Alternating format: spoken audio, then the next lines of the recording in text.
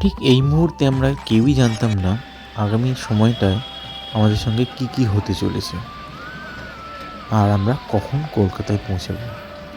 যথারীতি আমরা কুম্ভমেলায় স্নান সেরে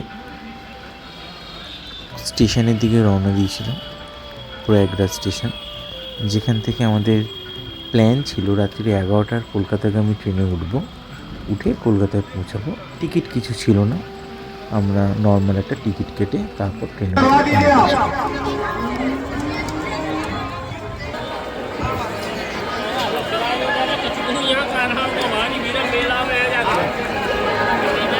श्याम सुंदर माहौल में झारखंड के रहने वाले हैं।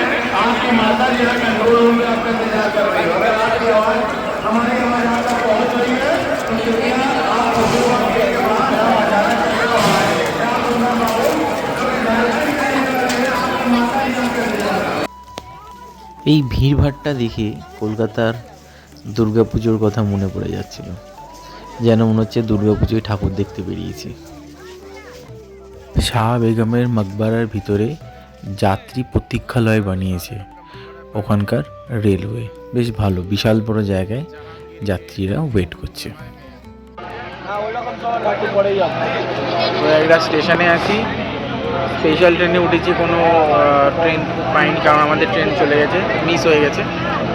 তো এখন একটা স্পেশাল ট্রেনে উঠেছি যেটা আসানসোল পর্যন্ত যাবে। আসানসোল স্টেশন থেকে আবার ট্রেন চেঞ্জ করে বর্ধমান যেতে হবে, আর বর্ধমান থেকে আবার ট্রেন চেঞ্জ করে হাওড়া যেতে হবে বা শিয়ালদা যেতে হবে। দেখা যাক, যদি আসানসোল থেকে ইন্টারসিটি পেয়ে যাই তো ইন্টারসিটিতে উঠে যাবো, আর নাহলে এই ট্রেনটা করে এইভাবেই যেতে হবে। আপাতত টাটা, বাই বাই প্রয়াগরাজ বলে দিলাম। আমরা এখন প্রয়াগরাজ ত্যাগ করতে চলেছি। টাটা। একটু আগে যে ব্রিজটার দিয়ে আমরা প্রয়াগরাজ স্টেশনের দিকে অটো করে যাচ্ছিলাম, ঠিক সেই ব্রিজটার ওপর দিয়ে ট্রেনে করে আবার রিটার্ন আমরা কলকাতার দিকে যাচ্ছি। মানে ব্রিজটা দোতলা, ফার্স্ট ফ্লোর দিয়ে অটো, বাস, রিক্সা যায়, আর টপ ফ্লোর দিয়ে ট্রেন যায়। এটা প্রয়াগরাজের স্টেশনের দিকেই যায় ট্রেনটা।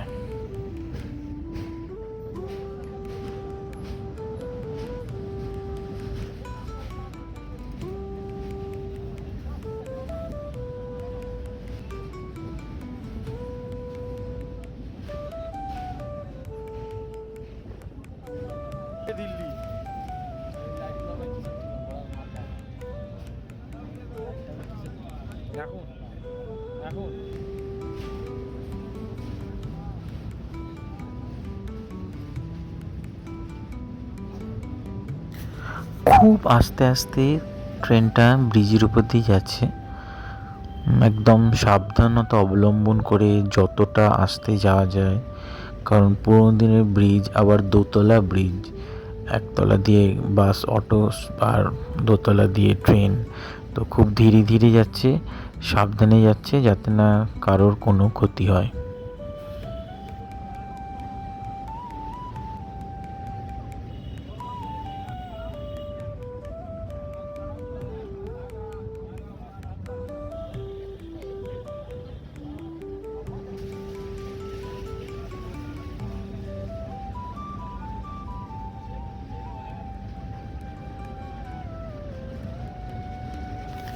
স্টেশনে, প্রয়াগরাজ স্টেশনে যাওয়ার সময় আমরা এই নিচে যে রাস্তাটা দেখা যাচ্ছে, এই রাস্তাটা থেকেই অটো ধরেছিলাম।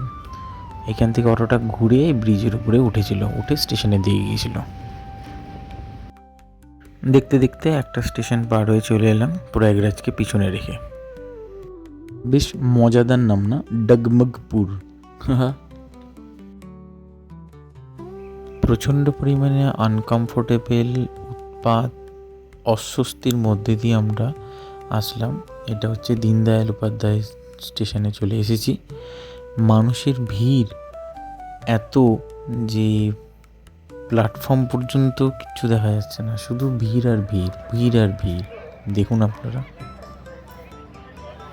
ফুটওভার ব্রিজের উপরে দিয়ে হেঁটে যারা স্টেশনের বাইরে বেরোনোর চেষ্টা করছে, তারা বেরোতেই পারছে না। সব লাইন দিয়ে পরপর দাঁড়িয়ে আছে। প্রত্যেকটা স্টেশনে সারা রাত ধরে যখন ট্রেনটা এসেছে প্রত্যেকটা স্টেশনে 15-20 মিনিট ধরে দাঁড়িয়েছে, মিনিমাম 10-15 মিনিট দাঁড়িয়েছে। আর তেমনি ভিড়, তেমনি মানুষের একটা ঢেউ প্রত্যেকটা স্টেশনে। এমন একটা সিঙ্গেল স্টেশন যায়নি যেখান থেকে লোকজন ওঠানামা করেনি, প্রত্যেকটা স্টেশনে বীভৎস ভিড়। এখনও পর্যন্ত ভালোই লাগছে ট্রেনে করে যেতে, যদিও শোয়ার জায়গা পাইনি রাত্রিবেলা। এখানে যে ট্রেনটায় উঠেছি তাতে শোয়ার জায়গা নেই, বসে বসেই যেতে হচ্ছে, বসে বসেই ঘুমাতে হচ্ছে। তো যা হচ্ছে বসে বসেই। আর যতদূর দেখেছি ট্রেনের মধ্যে কোনো টয়লেটও নেই।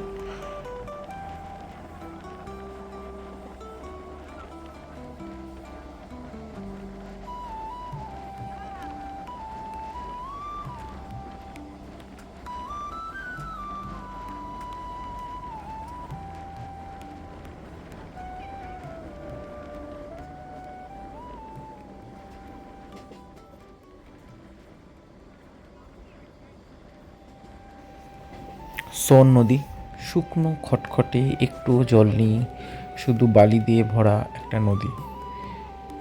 যাওয়ার সময় নদীর উপর দিয়ে গিয়েছিলাম,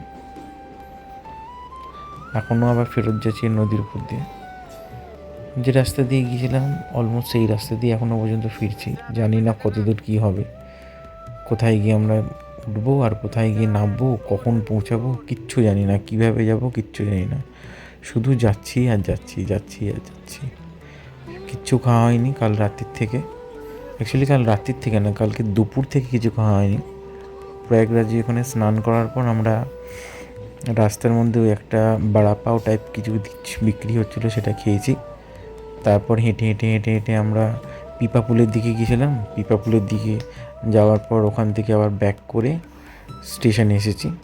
স্টেশনে আসার পথে রাস্তায় প্রচুর ওই ভান্ডারা টাইপের খাবার দিচ্ছিল রাস্তায়, কিন্তু ট্রেন ধরার চক্করে আমরা বিশেষ কিছু খাইনি। আমরা ওই একবারই একটা জায়গায় খিচুড়ি দিচ্ছিলো, অল্প একটু খিচুড়ি খেয়েছিলাম। ওই খিচুড়ি খাওয়াটাই শেষ খাওয়া আমাদের ট্রেনে ওঠার আগে।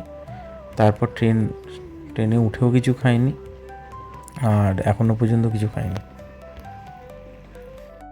গয়া পর্যন্ত ট্রেনটা আসার পর কখন ট্রেনটাকে পাটনার দিকে ঘুরিয়ে দিয়েছে আমরা খেয়াল করিনি। অগত্যা আমাদেরকে পাটনায় আসতে হলো, সেখানে আমাদের অলমোস্ট 6 ঘন্টা নষ্ট হয়েছে। যাই হোক, সেখান থেকে আমরা আসানসোলে আসার ট্রেন ধরলাম। আসানসোলে আসার ট্রেনে করে আসানসোল পর্যন্ত এলাম। আসানসোল থেকে বর্ধমানের ট্রেনে উঠলাম।